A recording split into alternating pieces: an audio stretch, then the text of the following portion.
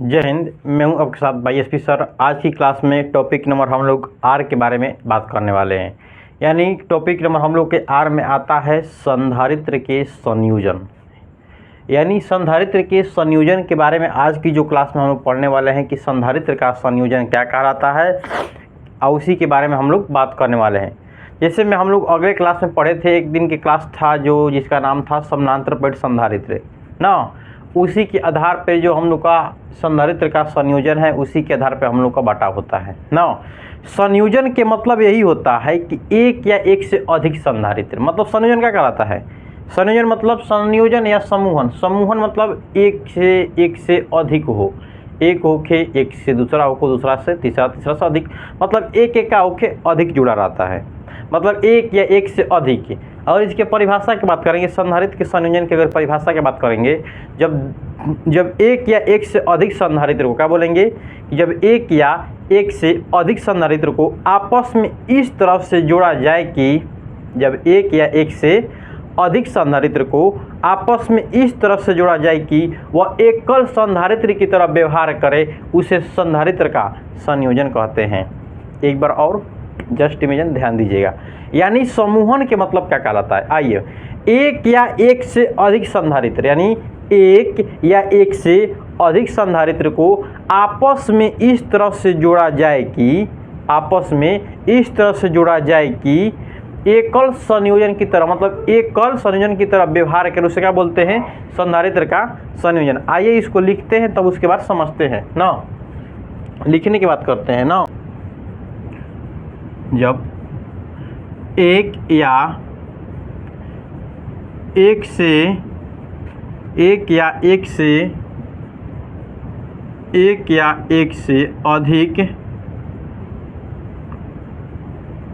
जब एक या एक से अधिक संधारित्र को, जब एक या एक से अधिक संधारित्र को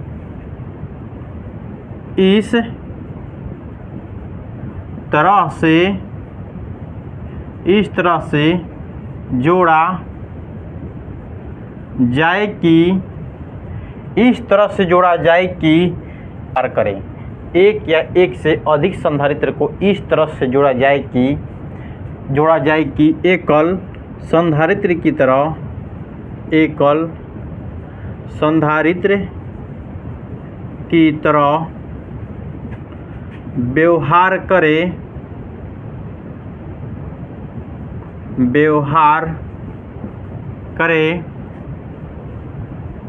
उसे संधारित्र का संयोजन कहते हैं। उसे संधारित्र का संयोजन, संधारित्र का संयोजन कहते हैं। यानी जब एक या एक से अधिक संधारित्र को इस तरह से जोड़ा जाए कि एकल संधारित्र की तरह व्यवहार करे, उसे संधारित्र का संयोजन। यानी जो संधारित्र होता है एक या एक से अधिक जुड़ा रहता है, लेकिन जोड़ देने के बावजूद भी, एक या एक से अधिक रहने के बावजूद भी वह एकल संयोजन की तरह, मतलब एकल संधारित्र की तरह क्या करे, व्यवहार करे, उसे क्या कहते हैं, संधारित्र का संयोजन। संधारित्र के संयोजन हम लोग का दो प्रकार के रूप में होता है ना। इसके बारे में हमारे बताने वाले थे हमारे एक महान वैज्ञानिक जिसका नाम होता है माइकल फैराडे जी। कौन होते हैं, माइकल फैराडे। कौन होते हैं जी, माइकल फैराडे, जिनका नाम होता है फैराड। क्या होते हैं, फैराड। इन फैराड एक ऐसे महान व्यक्ति थे, इन्होंने, इसे पढ़े होंगे ओम के नियम, पढ़े हैं कि नहीं, तो उनके नियम को थोड़ा चुरा लेते हैं। कौन, यही फैराडे जी। यानी जो फैराड नामक वैज्ञानिक होते हैं ओम के नियम को चुरा लेते हैं। इधर खड़ा होते हैं ओम जी ना, समझिएगा, थोड़ा सा समझा देते हैं। इधर हमारे खड़ा होते हैं ओम जी। मान लीजिए ये कौन है, हमारे ओम व्यक्ति हैं, किसका नाम का है, ओम ना। यानी ओम जी है हमारे, ओम वैज्ञानिक है। ओम है, यहाँ पे फैराड जी है। फ्रायड जी ने बोले ओम से, देखिए मतलब कि फ्रायड नामक वैज्ञानिक ने बोले ओम से कि ए फ्रायड भैया, मतलब सॉरी ए ओम जी, यानी ओम जी बड़ा थे, फ्रायड से जो ओम जी थे बड़ा थे। बोले कि जी भैया नमस्कार प्रणाम। आप नमस्कार प्रणाम किए और ये जो छोटे भाई थे ओम जी से, इन्होंने प्रणाम किया, मतलब कि बोले कि देखिए ओम जी भैया जी आपने दो एक नियम निकाले हैं, मतलब कि ओम दो नियम निकाले थे जिसका नाम होता है समानांतर क्रम और श्रेणी क्रम। इन्होंने दो नियम निकाले थे, एक था समानांतर क्रम और एक था संयोजन क्रम। एक क्या था? समानांतर क्रम। इसने पूछना इसे कि आपने जो दो नियम लिया है श्रेणी क्रम और एक था समानांतर क्रम, मतलब कि जो आप दो नियम को ले आए हैं उस नियम को हमको देंगे। फ्रायड ने किनसे मांगा? ओम जी से। ओम नामक वैज्ञानिक ने बोले कि नहीं हम आपको नहीं देंगे। यानी क्या हुआ कि इनके बीच जब इन्होंने जैसे ही बोला कि हम नहीं देंगे तो इनके बीच, दोनों के बीच क्या होता है कि लफड़ा हो जाता है, झगड़ा हो जाता है। यानी ओम जी कहते हैं कि एक नाम होते हैं हमारे हेरनी जी थे। कौन थे? हमारे हेरनी जी थे। तो इन दोनों एक दूसरे के भाई के फॉर्म में थे। हेरनी जो थे वैज्ञानिक हेनरी थे। हेनरी एक वैज्ञानिक थे। ये दोनों एक दूसरे के भाई के फॉर्म में थे। इन दोनों के बीच में क्या हुआ था कि थोड़ा डकैती का काम करता था। कौन है? जो फ्रायड था। आई मतलब कि दोनों के बीच झगड़ा हो गया था। ये जो ओम नामक वैज्ञानिक थे बोले कि तुम हमारे भाई से, छोटे भाई से क्यों तुम डकैती किया है, यानी हेरनी से क्यों डकैती किया है? फ्रायड को बोले। कौन? ओम जी। तब ओम तुम्हें हम देने वाले नहीं है, अपने नियम को हम तुम्हें बताने वाले नहीं है, हम तुम्हें बताएंगे नहीं अपने नियम को। अब जो फ्रायड नामक वैज्ञानिक होते हैं इनके नियम को जाने नहीं, ये बताए भी नहीं कि कैसे कैसे काम होता है, यानी श्रेणी क्रम और संयोजन क्रम।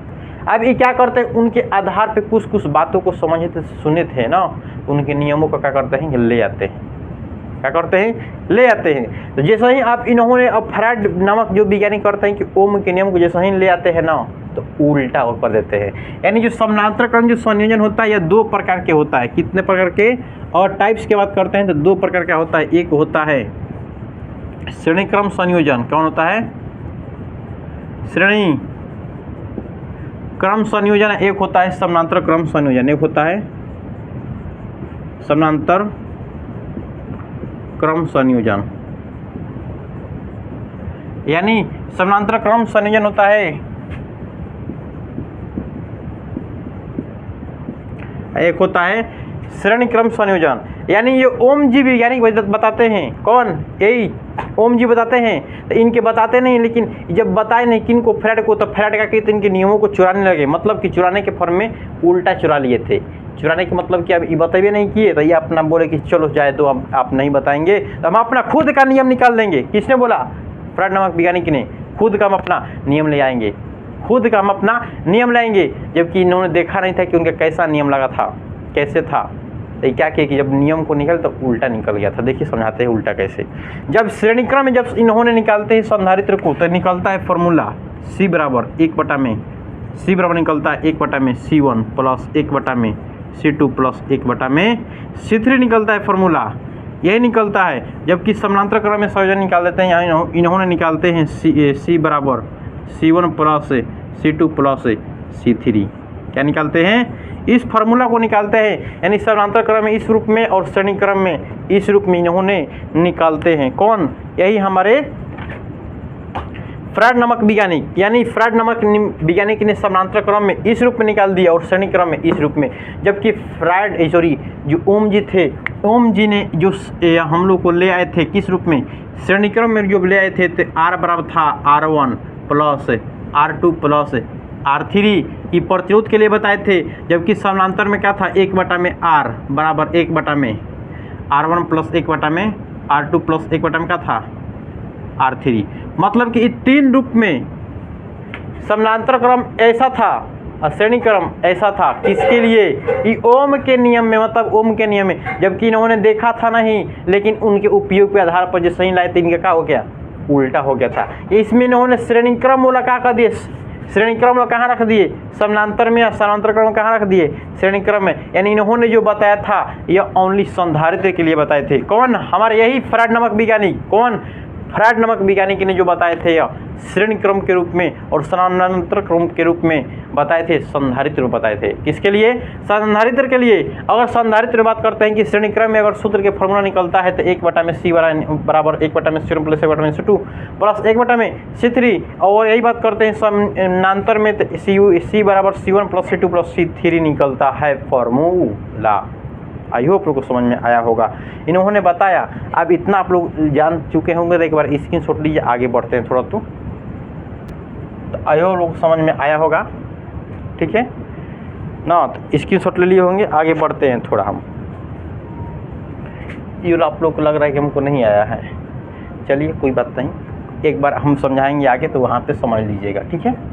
देखिए इसको मिटाकर हम लाते हैं श्रेणी क्रम संयोजन को, पहले सिद्ध करेंगे, वो अगले क्लास में हम लोग पढ़ेंगे समानांतर क्रम संयोजन में, यानी टॉपिक नंबर आर ही होगा, लेकिन केस नंबर 1 में आता है। क्या बोलते हैं? केस नंबर इसको 1 में पढ़ते हैं और इसको केस नंबर 2 में पढ़ते हैं। क्या पढ़ते हैं? केस नंबर इसको 2 में पढ़ते हैं। तो आज की जो क्लास में पढ़ने वाले केस नंबर 1 को पढ़ने वाले श्रेणी क्रम संयोजन, ठीक है। चलिए इसको समझते हैं हम लोग। संधारित्र के संयोजन को हटाकर, ये जो ओम के नियम को आप लोग को दिखाई नहीं दे उसके लिए सॉरी।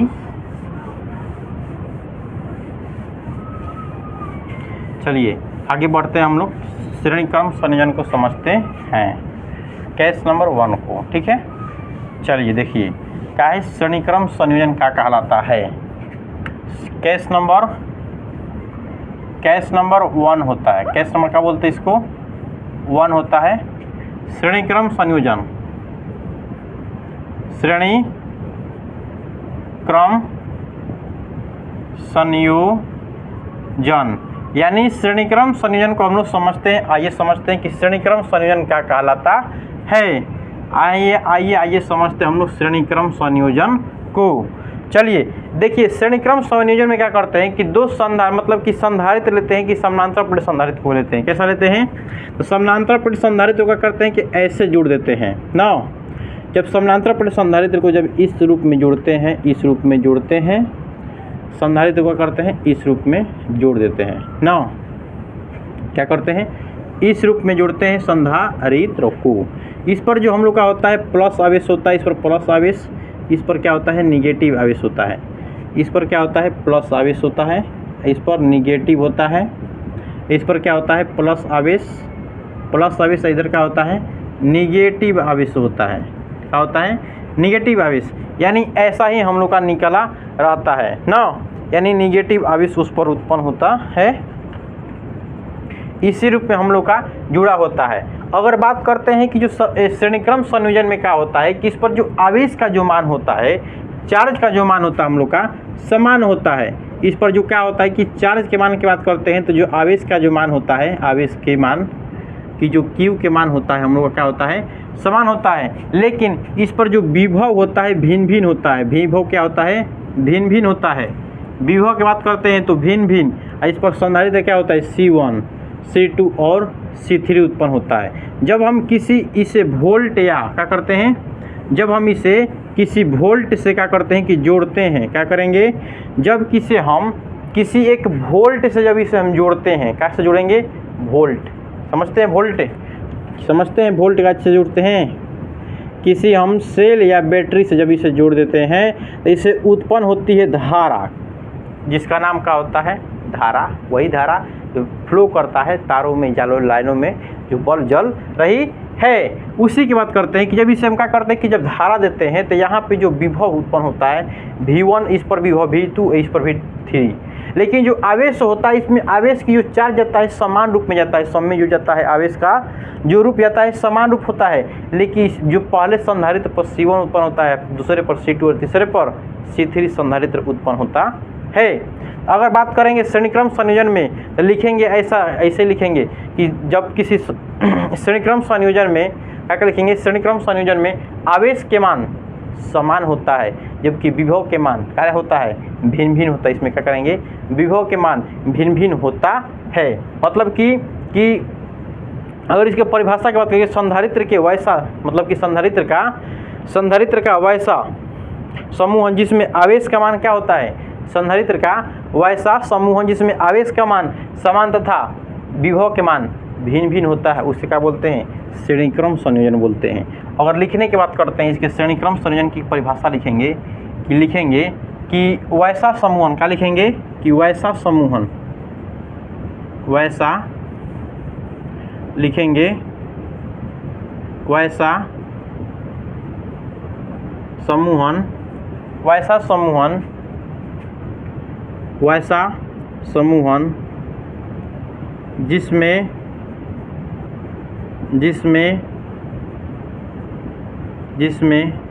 आवेश का मान, जिसमें आवेश का मान समान, आवेश के मान समान तथा आवेश का मान क्या है, समान तथा विभव के, क्या बोलेंगे, विभव के मान क्या होता है, असमान होता है, असमान होता है उसे श्रेणीक्रम संयोजन कहते हैं, उसे श्रेणीक्रम संयोजन कहते हैं, संयोजन कहते हैं। यानी इसे क्या बोलते हैं, जिसमें आवेश का मान क्या हो, समान हो और विभव के मान क्या होता है, असमान होता है, उसे श्रेणीक्रम संयोजन कहते हैं। क्या बोलते हैं, श्रेणीक्रम संयोजन कहते हैं। यानी श्रेणीक्रम संयोजन में क्या होता है कि जो आवेश के मान समान होता है लेकिन विभव के मान क्या होता है, असमान होता है। आवेश के मान समान लेकिन विभव के मान क्या होता है, असमान होता है, उसे क्या बोलते हैं, श्रेणीक्रम संयोजन, यानी श्रेणीक्रम संयोजन कहते हैं। और बात करेंगे, लिखेंगे कि माना कि 3 समानांतर प्लेट संधारित्र, क्या लिखेंगे, माना कि 3 समानांतर प्लेट संधारित्र जिस पर का है संधारित्र C1, C2 और C3 और V1, V2 और V3 हो। तो चलिए लिखते हैं,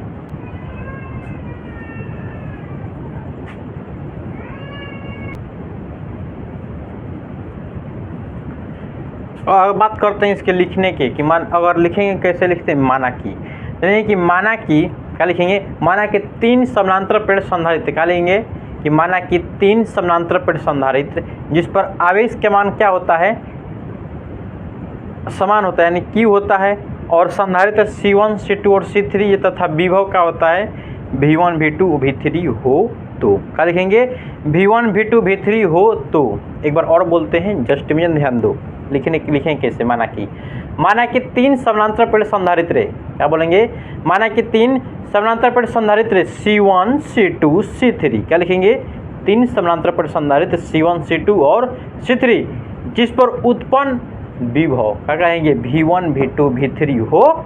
तो इतना ही लिखना है, कोई बेसी नहीं लिखना है।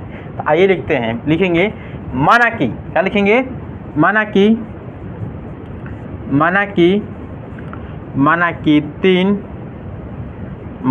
3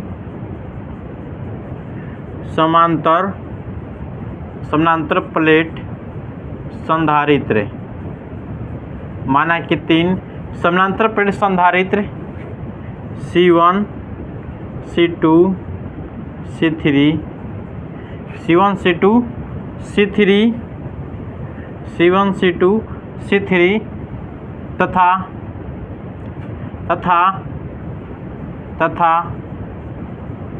इस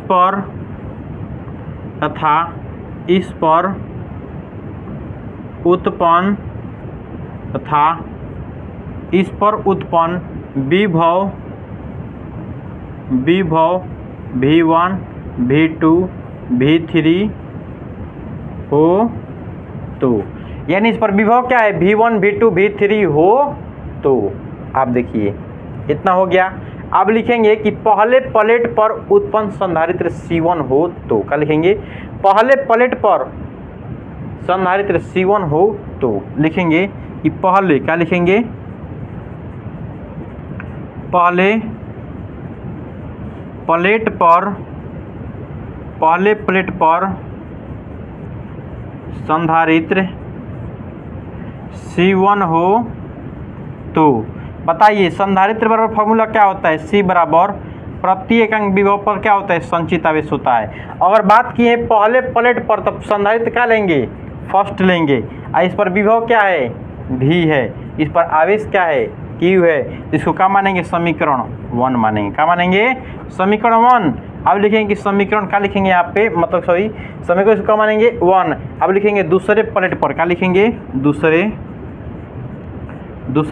अब देखिए रुकिए, इसको समीकरण 1 नहीं मानेंगे अभी। अब लिखेंगे, अगर मान लीजिए विभव निकालेंगे यहाँ पे, क्या लिखेंगे, विभव बराबर क्यू अपन क्या लिखेंगे, C1, इसको मानेंगे समीकरण 1 ना। अब लिखेंगे दूसरे प्लेट पर, क्या लिखेंगे, दूसरे, अब दूसरे प्लेट पर संधारित्र, दूसरे प्लेट पर संधारित्र C2 हो तो बताइए C2 बराबर क्या होगा, C2 बराबर क्या होगा, विभव 2 क्या होगा, विभव 2 बटा में क्या होगा, आवेश क्या होगा, Q। तो लिखेंगे V2 बराबर आवेश अपन क्या लिखेंगे, C2, इसको समीकरण क्या मानेंगे, इसको 2 मान लेंगे, यानी समीकरण 1 और समीकरण 2। अब यहाँ पे लेंगे तीसरे प्लेट पर संधारित्र, क्या लिखेंगे, तीसरे प्लेट पर संधारित्र C3 हो तो तीसरे प्लेट पर संधारित्र क्या है, लिखेंगे C3 बराबर Q अपन क्या लिखेंगे, V3, क्या लिखेंगे, V3। जब विभव निकालेंगे, V3 निकालेंगे तो लिखेंगे Q अपन C, इसको समीकरण क्या मान लेंगे, C। यानी विभव इस पर V1 V2 V3 का सबका मान क्या निकालिए, तो इस पर क्या है, समीकरण 1 समीकरण 2 और समीकरण 3। यानी विभव V1 विभव V2 विभव V3, तो लिखेंगे परिणामी विभव V हो तो, इसको एक बार स्क्रीनशॉट लीजिए, तब आगे लिखते हैं कि परिणामी विभव V हो तो आई हो आप लोग स्क्रीनशॉट ले लिए होंगे। मिटाते हैं इसको,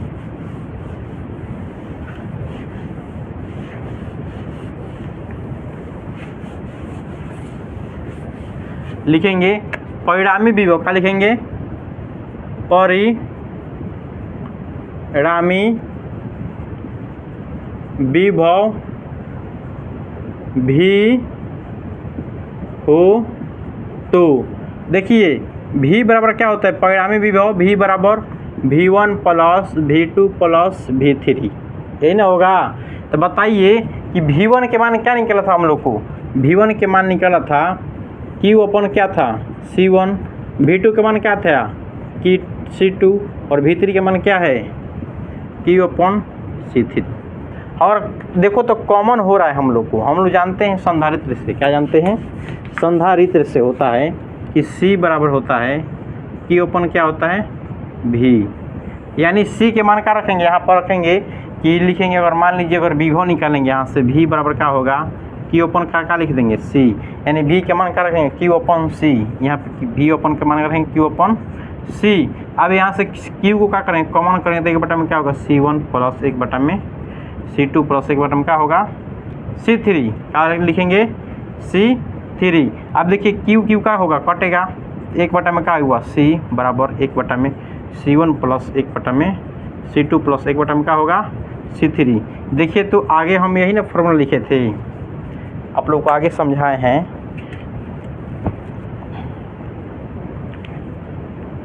आगे हम आप लोगों को समझाए हैं, क्या समझाए हैं कि श्रेणीक्रम संयोजन में हम लोग का फॉर्मूला यही निकलता है। एक बार स्क्रीनशॉट लीजिए तो इसको, तो आई होप आप लोग स्क्रीनशॉट ले लिए होंगे ना। श्रेणीक्रम संयोजन को हम लोग सिद्ध कर चुके हैं, ठीक है। ऐसा ही शानदार क्लास के साथ मिलते हैं अगले क्लास में, यानी केस नंबर 2 में टॉपिक आर ही चलेगा, ठीक है। मिलते हैं अगले क्लास में। जय हिंद, जय भारत। बाई SP सदस्य, नमस्कार।